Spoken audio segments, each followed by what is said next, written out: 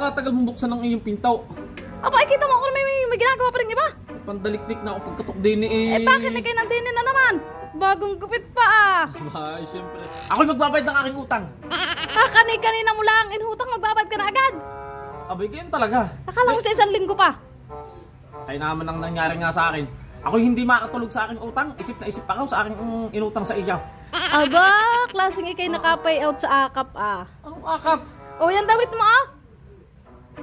Iba are, iba.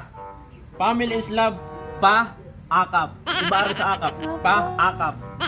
Ha, iba ako. O ano naman yung bitbit mong yan?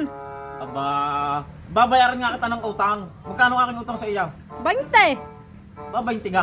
Sabi ko, kanina nga laang. Sabi mo sa isang linggo mo pa babayaran. Eh talagang ako hindi makatulog eh. Hindi ako makatulog, kakaisip sa utang na yan. Eh siya, aray. Eh kung sa Gcash ay may... Kung sa Gcash ay may bayad. Oh, online pa yun. Ikaw, pinuntahan ko pa. Dadagdagan ko 20. 20 ang aking utang. Aray, 20. 30. Aba. Dinaig pa ang Gcash pag Ay ako kayo magbabayad. dapat sana all. Oh, may tubo pa. Responsableng mangungutang to ah. Ay, sadya. Oh. Aray, para sa iyo. Ay, may papasko pa eh. Kape at mareng. Oh. Eh, salamat. Mirinda ka.